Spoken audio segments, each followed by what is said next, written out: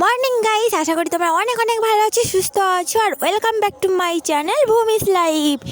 তো সকাল সকাল উঠে গেছি ঘুম থেকে, আর আমার মেয়ে উঠে গেছে দেখো, আর আমি উঠে বসে রয়েছি। তারপর একটু চলে এলাম একটু রেশনে, আর রেশনে আজকে বেশ ভিড় ছিল। তারপর আমি সোজা আমার চাল ধরে নিয়ে মানে চালটা নিয়ে নিয়েছি, আর নিয়ে সোজা গাড়িতে তুলে দিলাম। তারপর মেয়েকে নিয়ে একটু চলে এলাম পোলিও সেন্টারে পোলিও খাওয়াতে। আজকে কিন্তু রবিবার, আর রবিবারের ব্লগটা তোমরা পেয়ে যাচ্ছ, কিন্তু কবে পাবে তো জানি না, আমি তো সব শিডিউল করেই রাখছি পোলিও। তবে ও আমার সাথে সারা রাস্তা গল্প করতে করতেই চলে এলো, জানো তো। বললো যে আমি চলে যাচ্ছি মিষ্টি ওষুধ খেতে যাব, চলো চলো।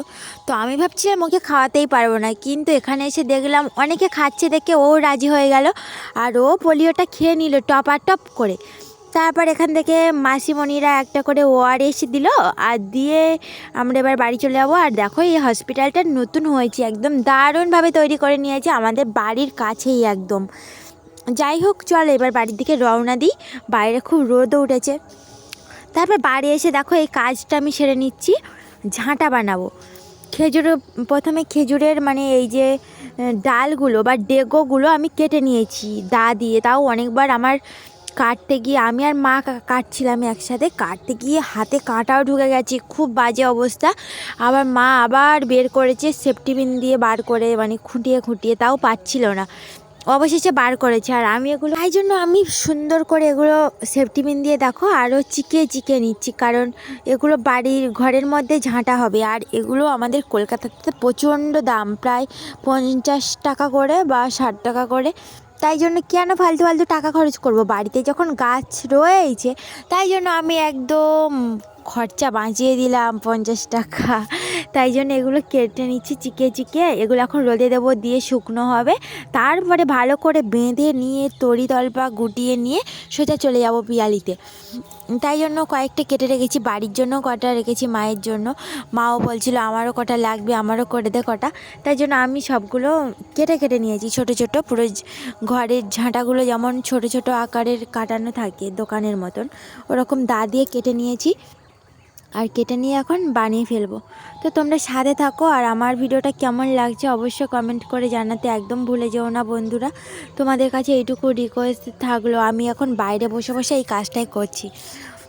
আর তোমরা ভাবছো কার সাথে এত বকবক করছি, আসলে না, আমার মেয়েটা এখানে এসে খুব ডিস্টার্ব করছিল। ওই কাঁটাগুলো ফুটে যেতে কিন্তু টাইম লাগবে না, এই দেখো কত সুন্দর করে নিচ্ছি। এবার এটা হয়ে গেছে, এবার আরেকটা নিয়ে বসে গেছি। তো সুন্দর সুন্দর এগুলো বেশ কিন্তু অনেকটা টাইম লাগে, কিন্তু টাইম লাগলেও তো করতে তো হবে, না করলে তো কোথাও উপায় নেই। তো সব কিছু হচ্ছে গুছিয়ে নেব, এবার নিয়ে স্নান করব। আর ভীষণ শক্ত গো, সেফটি পিনটা মনে হয় আমার 4-5 বার ঢুকে গেছে হাতে, এতটাই ধারও হয়ে গেছে সেফটি পিনটা এরকম চিকাতে। তো এরপর স্নান করব, করে খাওয়া দাওয়াও সারতে হবে, তারপরে বাজার দিকেও যেতে হবে। তো ফাইনালি বন্ধুরা বাজার থেকে চলে এসেছি বিকেলে। দেখো এই যে পিচবোর্ডটা নিয়ে নিয়েছি, আমার তো সামনে এক্সাম রয়েছে। এতদিন ভাইজির একটা পিচবোর্ড নিয়েই এক্সাম দিচ্ছিলাম, বাট আমার কেনার টাইম হচ্ছিল না। আর এই যে ভি ওয়াশটা নিয়ে নিয়েছি, ভি ওয়াশটা মাত্র ছোটো ফাইল নিয়ে নিয়েছি। আর এই যে পেনগুলো, আইলাইনারটা নিয়ে নিয়েছি, ব্লু আইলাইনার, ব্লু হিভেনের।